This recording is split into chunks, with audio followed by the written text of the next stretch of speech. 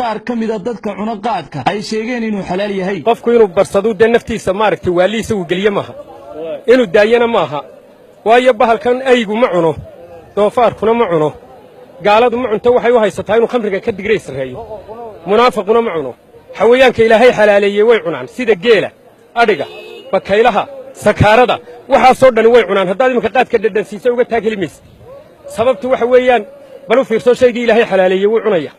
kii ilaahay xaaraantinimeeyey ma cunayo doofaarku ma cunayo hadduu beeraa galo dameerku ma cunayo waa wix ilaahay xaaraantinimeeyey laakiin xawayaanka makhluuqa ilaahay xalaaleeyay geela iyo adhiga iyo riyaha hadday cunaan uga taagelimaysid taa waan kuu sheegay tu kalena waan kuu sheegay anoo la hadlaya qoladan garka la baxda ee culimada ee yidhaa waa xaaraan anoo la hadlaya qaala rasuulullaahi sala allahu calayhi wasalam nebigu wuxuu yidhi alxalaalu xalaashu maa axalla